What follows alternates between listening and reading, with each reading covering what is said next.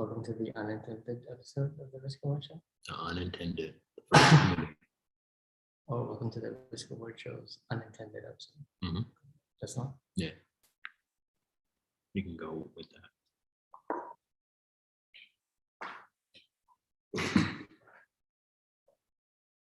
Oh. We're live. And we're in person. Side by side. So welcome everyone to the Risk Award Show Unintended episode. Mm-hmm. My name is Chris Mercado, and as usual, I am joined by Derek Showman. and we are here to help you find the upside in your careers, in your business ventures, and in your personal lives. So in this unintended episode, it's going to function as a rundown of weekly topics. So we have a nice spread of fun topics to discuss. And Derek, which one do you want to start off with? Let's start off with Travis Scott. All right, Travis Scott. It's the Astro World. Astro World, it's lit. And unfortunately, he's in the news because of 9 tragic deaths from Astro World, including dozens of others who are still hurt. So if you saw a lot of the footage and the videos, it was really disturbing to see so many people in need in an event where folks should be having fun.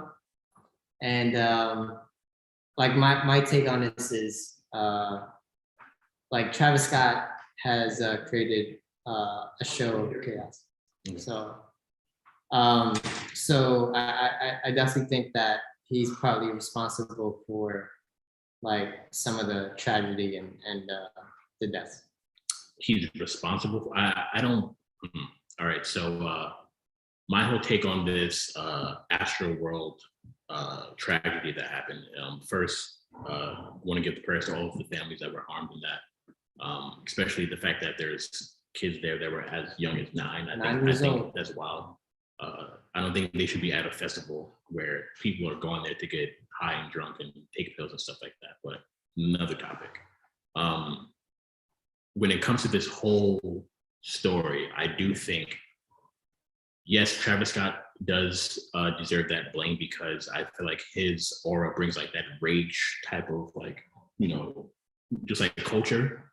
But at the end of the day, the reason why a lot of this happened was because the event planners, whomever they be, along with the local PD, they didn't have the proper things in place in order to stop certain things from happening, like the stampede and people being just trampled. I think that could have been avoided if there were enough, guards there just to make sure that that doesn't happen. So I think there's a lot that could have been done in terms of prevention.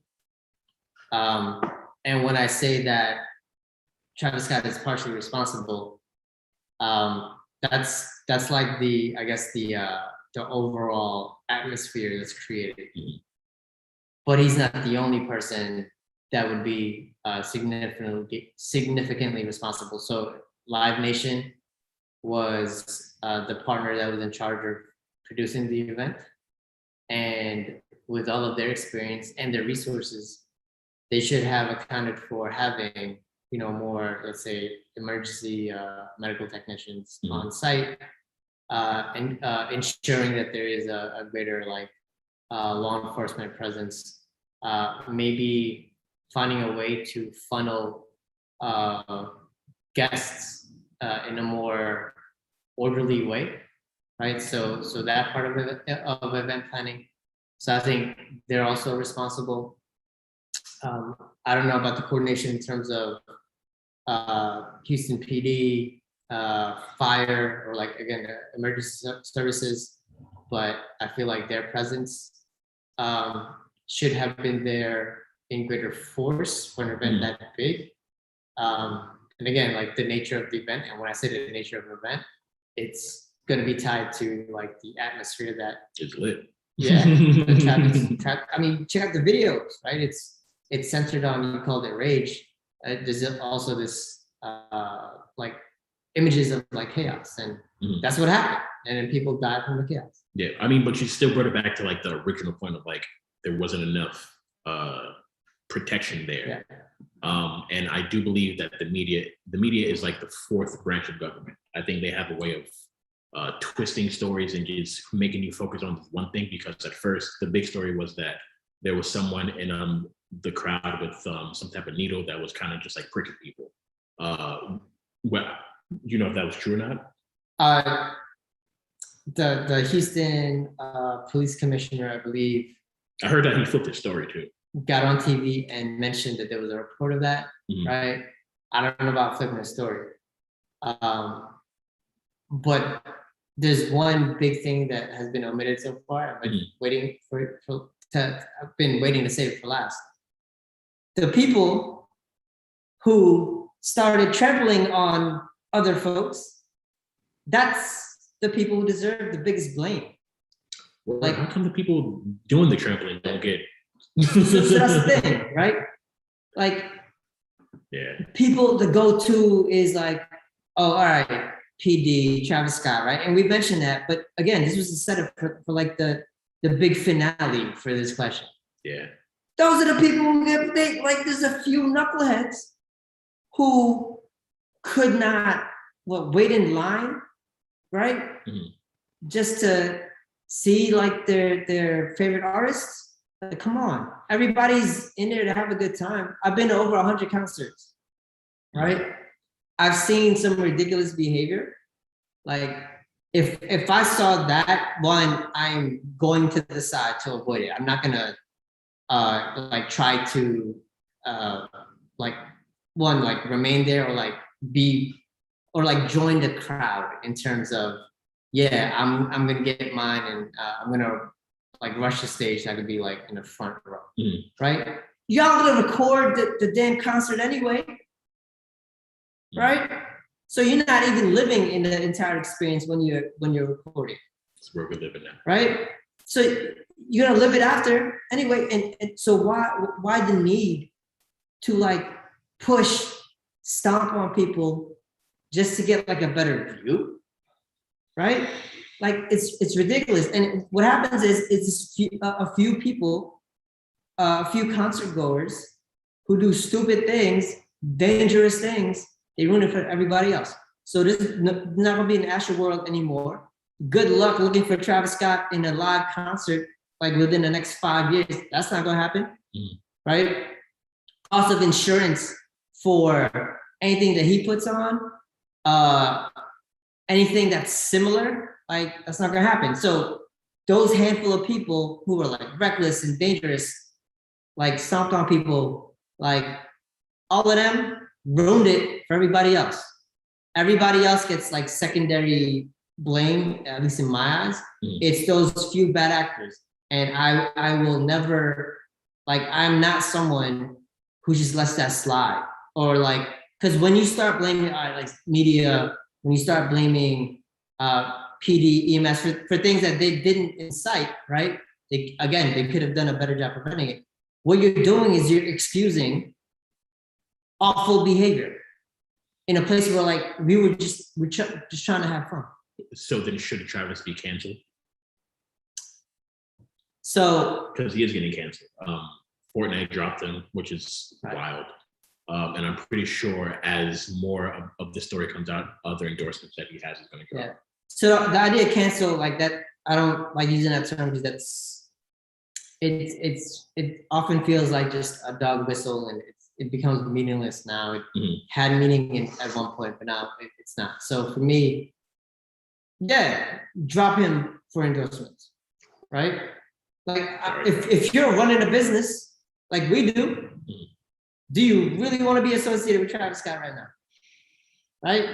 Because Travis Scott is associated with 9 deaths, might be a few more. Hopefully that doesn't happen. But I believe there's a few more victims who are like in serious or critical condition. So again, like Derek said, we hope they recover again. But I think back to these families, like those parents of those like concert goers, like they just wanted their loved ones to have a good time. Yeah, one, I think I mean, it sucks to have like to say this, but I don't think there should be like an age limit for like a concert, but you should know if you're bringing your child there, what they're, especially a festival. Festival just screams out drugs and alcohol and pills. So you should know that you're bringing your child into this crazy space. But I think what will happen, I feel like now you're probably going to have people who are going to these concerts probably sign waivers now, to where there's no liability onto the artist or the whoever's like putting the show on. Yeah, and for me, And that's gonna be wild. and for me, people talk about community all the time, like, oh, build community, right? And I think one of the original pillars of Astroworld is to, one, build community in his hometown, right?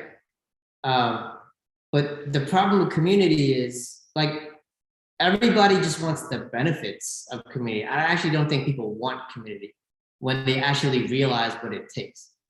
Because community also means you're gonna have to regulate bad apples and bad behaviors. So a community, if you wanted to have that sense of community at Astroworld, when things were getting hectic, then there should have been people in the crowd, like, yo, before EMS gets involved, before like police get involved, before somebody gets hurt, stop doing that. But there's no one within the crowd, like one of the participants, like, look, do you have the courage to do that? Right? If you go to a concert and you say you want community, if you go to any venue, you want community, but you see bad actors, bad behaviors, do you have the courage? Do you have the emotional communication tools to actually address a situation then and there to protect the community that you're a part of at that moment? Yeah, but not everybody's built like that though. Right. So I mean, we would love to see that happen, but I doubt it will. That's why we have like other, I guess, like outside forces or like third parties to actually do that. But yeah, it just sucks for Travis Scott. I mean, I really think his sneakers are still going to sell well though. I wasn't a huge fan, and like he has so many endorsements too. This isn't gonna make me a huge fan. It's just like wasn't like, some of the features were nice, right? That's cool. But this one is just like awful all around, and like, yeah. Again, as a concert goer, I'm so disappointed at everybody who like could have done a better job preventing the tragedies. Yeah. So with that being said, Travis, it's not looking good for you, bro. Not at all. Yeah. Yeah. I think he needs to go away for a while. Yeah. All right, Chris. You want to tell us about your trip to Dollar Tree? Sorry, $1.25 tree? Yes. Yes. So pivoting from Astroworld to Travis Scott. Earlier this week, I made a Dollar Tree run and got some snacks. So here's what I get at Dollar Tree. There's these like vegetable rolls in the frozen food section. And then there's these like mango chunks in the frozen food section. Pretty much the only two things. And it's like, sometimes I get like plantain chips. Mm-hmm. That's it. That's all I get from Dollar Tree. Keep it simple. However, I started seeing signs that said $1.25. I'm like, wait, what? Dollar Tree? Oh, so it's $1.25 tree now? And I tweeted that out, and it hit me, right? That was the same day where the stock market got a scare in terms of inflation. So I believe US inflation is now 6.7%, last report. But if you do the math on Dollar Tree prices going to $1.25, that is a 25% increase. Imagine if your favorite sneaker, which was originally $200, just randomly one day went up to like, you know what, it's gonna be $250. There's no change in the quality of the product, but your kicks are now 25% higher. That's outrageous. Yeah. And So for those folks who may not know, so there's a bunch of factors involved here. One of them is the supply chain crisis. So like literally there are so many goods stuck in boats out in the seas, like by the ports, right? And like we're not gonna get the same amount of inventory for the goods that we usually consume, especially around the holiday season. So when you have lower supply, but you still have either the same or like rising demand, especially around this season, you're gonna have higher demand. Simple supply demand curve right here. Your prices are gonna go up. And for me to feel a Dollar Tree, it wasn't a sticker shock because it's at a low base. That's why Dollar Tree can get away with this, right? So they too have had increased costs. So the cost of labor, right?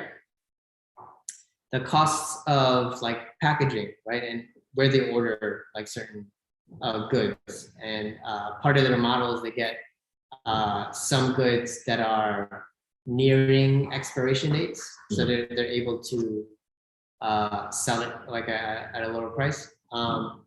But yeah, like they're passing on these costs to us, the consumers, and over time, when you do that, it causes some demand destruction, and our economy, the U.S. economy, it's 75% based on it's about 70% based on consumption. So if we're not consuming as much because the demand for goods have declined based on various factors, then like higher prices, then our economy won't do well, more likely to go into recession. Then you get the cyclical effects here where go into recession, assets start to decline. So like our investments in the stock market start to decline. We don't want to be trapped there, especially when we're in a time where like valuations are down. So I will tell you about the good part about inflation. It does suck when something that you buy for $1 goes to $1.25. But let's say, for instance, if you own a home and that inflation happens, like you, so that 25% type of inflation was to happen, that's good. That's right. Well, that is good for, again, people who have hard assets like those. Yeah. So I just wanted to let everyone know the upside, that there is some upside when there is inflation. It's not it is good, but it sucks when you have to pay that extra cost. But if you hold an asset, it works out.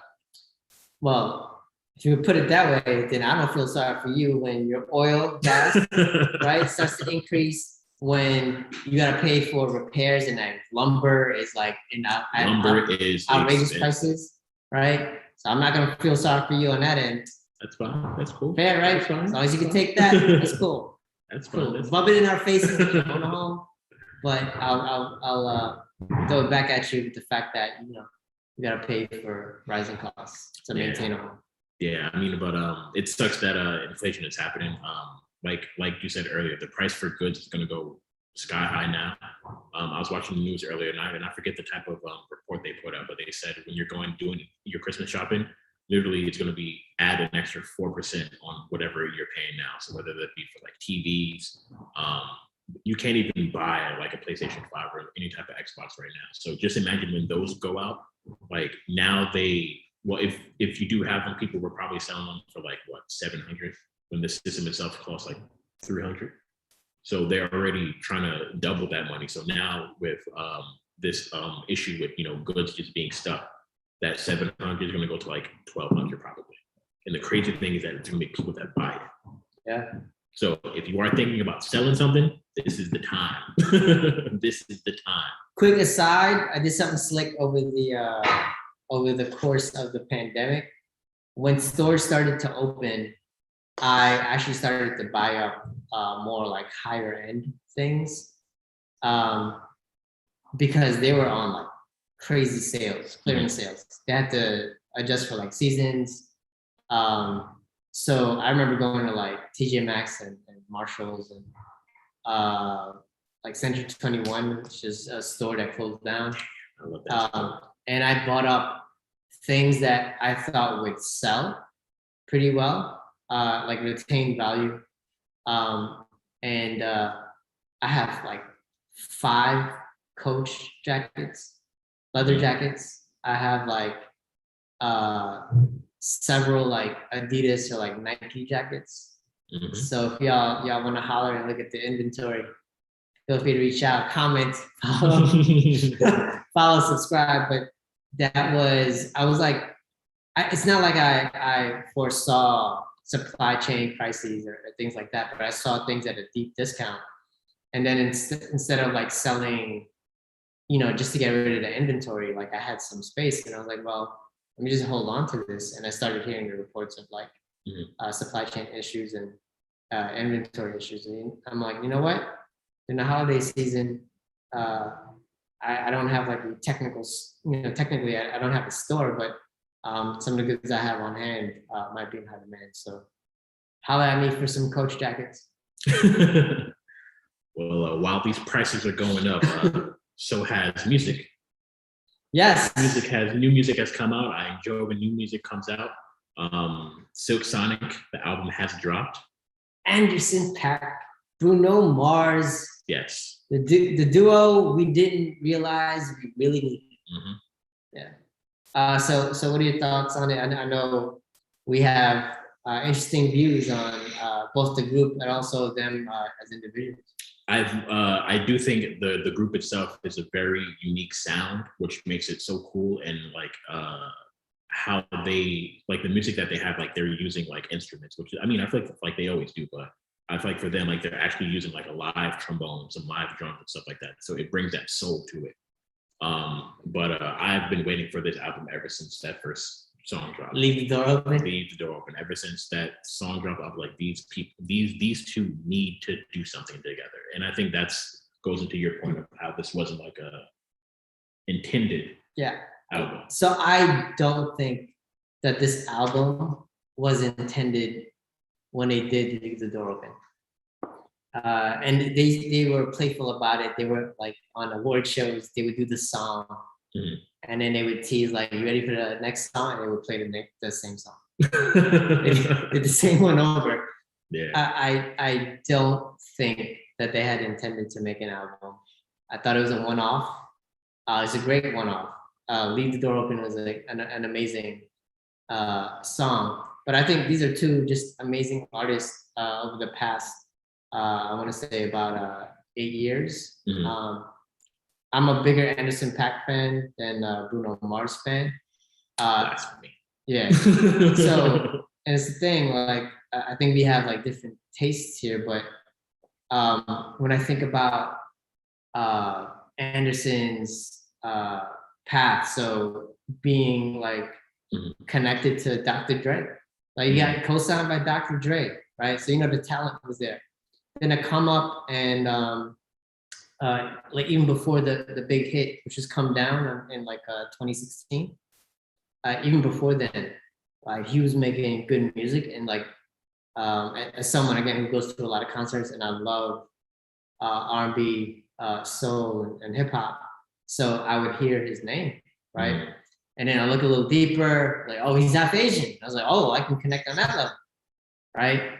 And then in 2019, I go to a tech conference in Vegas, and at the end of the conference is a music festival. Headliner, Anderson .Paak. I'm at VIP. It's at the second level, so it's upstairs. Anderson .Paak leaves the stage out of nowhere, starts walking up to VIP, right? I'm the first one there to greet him by his steps. So like, there's only one way in, one way out to VIP. So I'm gonna meet him right there, fist bump, start dancing with him, and then he started to like hang out with everybody else at VIP. One of the most memorable experiences in my life. I've been to so many concerts. Mm-hmm. That ranks up there in like top 3. I touched Beyonce. Actually, Beyonce has touched me, right? So yes, like that moment really solidified my fandom for Anderson .Paak. But I'm gonna say this straight up. The very beginning, I thought Bruno Mars a little corny. Yeah, I don't. I'll hold a grenade for you. Come on, man. Come on, man. Come on. That's. I mean, maybe the songs weren't there yet. I mean, his first album, cool. The second album was like really good. Corny. I mean, that's a hot take. At the very beginning, look, at the very beginning, look, he reminded me of, and like Filipinos have this like showbiz culture thing, and he reminded me of like older parents encouraging younger kids to like go sing, go dance, right? And I was like, that it just reminded me, like he reminded me of that, and on some levels there was like a little corniness that I associate with him that honestly may have been unfair. But here's what I will say: I never said he wasn't talented. I'm someone who values talent. He could sing. He has flair, flourish, right? He has personality. Like I just the tandem to have both. I think there's a grittiness to Anderson .Paak that is that balances out kind of like the flair of Bruno, and I think that's another dynamic that makes the pairing great. But if I'm gonna wait online hours on end to get tickets, it's gonna be more likely for Anderson .Paak. If whoever I'm dating, if she tells me to wait online for Bruno Mars, I would gladly do it because one, she said so, and then two, I do value his talent. I just thought at the very beginning, came across as a little corny. I mean, corny to you, superstar to others. Bruno Mars is one of my favorite like artists, hands down. Like, I didn't know that until today. So. Like out of like all like music genres, like I have my top 5 like art. Like he's like artists. Yes, definitely. That's why I truly enjoy his music. I think his music is he puts everybody in like a good, like a very, very good mood. But if he goes on concert, it sells out so fast. I'm not surprised. Look, like that. I tried to go to one. Me and Tati, we tried to go to one, but it sold out right away. Yeah, first day. I think he's doing a residency in Vegas, right? So when I'm out there in a couple of weeks, hint, hint. I'm gonna try to see if he'll be around, but Vegas life fits him. Yeah, but yeah, right. It's that. And what do you think of when you see like Vegas and like the greatness, people have greatness? So greatness is one, right? Right, greatness is one, but over time you start to think like it's a little over, maybe a little oversaturation. Corny may not be the right. But like Elvis, like I don't, I just want my favorite artists to be celebrated for their talent. And what's great about these two is that they are drummers turned singers, and I think that bond also helps them. It's not like the drums are like the only things that they can play. Like they're so multi-talented, and it goes back to the point of like, please learn how to play instruments because you end up mastering your craft. I played the trumpet and trombone. Yeah. I was first chair trombone. Yeah. So like Anderson doesn't have the best voice, but because he played instruments, like he can use his voice to like match up with like any beat, switch up like cadences, right? And I'm sure that influences like his songwriting. Same thing with Bruno, like amazing talents, celebrate them, go listen, go stream, all of that. When they go on tour, right? I'm there. Right? I have a knack of getting these tickets. You can be on the Anderson .Paak side. Yeah. 2 separate lines. Well, in either case, when we're buying those tickets, we'll have 2 different queues, right? Just make sure you allocate, tickets for me, and I'll do the same for you, just to make sure that we have that secured. They're amazing. They're amazing live. Yeah, he's one person who I really want to see live. But speaking of entertainment, we had an entertaining interview with some people might call him a genius. Others may call him a overrated genius. Overrated genius. But the Kanye is back, Chris. Kanye never went away. Kanye is back. He is back on the front page. He is in everybody's stories, everybody's thoughts and everything. Did you see the full part 1 yet, or just bits and pieces of it? First of all, shout out to Drink Champs, Yes. Noriega, right? So I didn't realize how big he was like back then. For all the hip hop heads, Yeah. right? You just had to be there. When we were all like screaming, what? what? And who was it? Oh man, like because there's a part in that song where like I think it's like Pablo Escobar, like they were mentioning, but I think Pharrell is like on the phone, like someone about like Pablo Escobar in the Philippines or somebody in the Philippines. I was like, what, Philippines?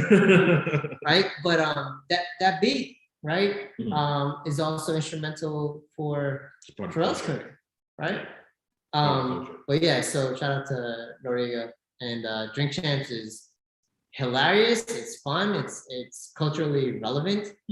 It's sponsored by all the liquor companies, right? So like, well done with the product placement there, Drink Champs team.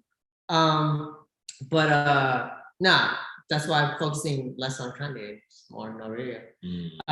Because look, the same old Kanye, what he did to Big Sean, come on. That was undeserved. Come on. For him to say that, first of all, he still owes Big Sean money. So Big Sean said 6 on Twitter. 6 million. He still owes him money. So for you to say that was your biggest mistake, like Kanye was just on one. But Kanye knows when the camera's on. So the fact that during that show he was trying to be funny, that's what made me laugh a lot. And that's why I was like, Kanye's really trying to work the crowd.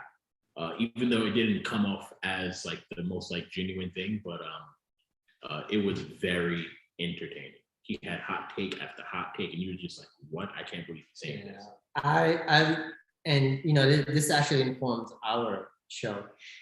We could do hot takes all the time. Nah, but hot takes don't last long. But I think they have quality takes. So for me, for Kanye to get at Big Sean like that, to get at Common, John Legend, implying how they're like puppets of the Democratic Party. Got at Talib Kweli too. Just Blaze too. Just Blaze, I guess, as Just Blaze is someone who's like an imitator of Kanye West. Like who else you got on your list, Kanye? Like, is anyone good to you? Is anyone like worthy of you? Like that's what it comes across like. So for me, I think on that level, on a very human level, stop treating people in such an awful manner. Like, and these are people you called your friends, your inspirations. The thing is that he does it on camera, but I know behind the scenes he's like, I love you, bro. The same way how he was texting what's his name? The Soldier Boy, like you're the greatest, you're good for the culture. But then he had a moment where he was like, did you hear his verse? So then what I get from that is like, he's lying. Yeah, he's lying somewhere. Okay. Yeah. So why are some of y'all yay freaks like just caping for him at every moment and like excusing his behavior? So right. That's the only thing. By the way, I like some of those sneakers are ugly, but they're comfortable. Right? They might be comfortable, right? But that's kudos to Adidas. Yeah. Not Kanye. Right? So and that leads me to like, he's overrated as a visionary and a genius, period. I think a lot of you have really conflated celebrity with genius. With God. And y'all are wrong for that. And when the people that you revere so much, I would say in a like undeserved way, like when they disappoint you, that's partly your fault too. Yeah, don't put all your, I guess, like your faith in these artists, whether Yeah. they be like rappers, singers, like any of that. Like that's not who you should. I mean, if you want to aim to be them, fine, but you should have more of like an outlook, I think.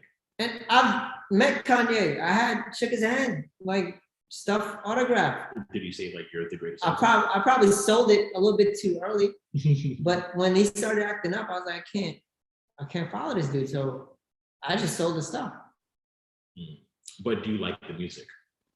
Not recently. I think he's a genius producer.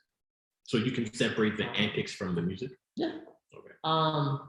I do that all the time. Like there's so many bad actors in entertainment, right? Do you absolutely, not listen to any note of their music like from then on, or like watch a film? Like you're just limiting. You're taking joy away from yourself when you're not the one that did a bad act. So I think that's like on some level a little bit ridiculous. And at the same time, I don't want to like. I'm not buying Yeezys because then that's putting money into his account.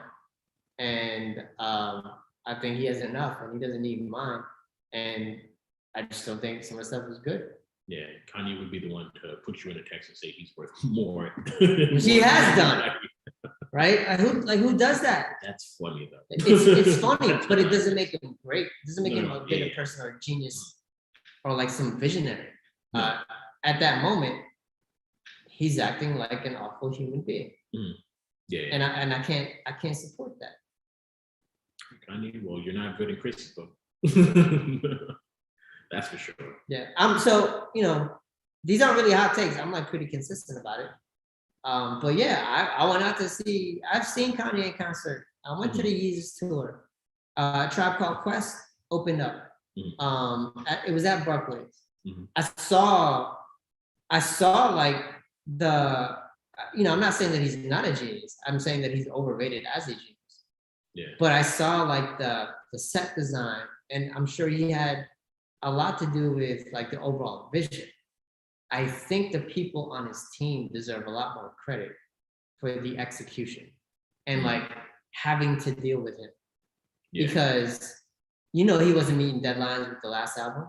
That's why that was pushed back all the time. Yeah. Like how are you testing out songs and then like trying to figure out, hey, you want to come on a feature at the very last minute? Because it wasn't like visionary, like he was testing it out. He was missing it. He's about to miss a deadline. That's what that was. He wasn't doing anything like super visionary with that. He was late. He was a procrastinator. Right? Like, I'm not going to give him credit for that. He should be, he should get demerits for that. If he would, that would be great. I do think Kanye, the word genius and Kanye don't go hand in hand. Genius, I mean, what does genius even like really truly mean though? Like, if you're a genius, like, what does that mean? I think he has a very different view on a lot of different things, where it's not what the common person is thinking. So he can do something that's very, very different. And that makes him stand out. And the fact that he stands out from a lot of people, I think that's like the shining light to where people are like, oh, like that's different. That's genius.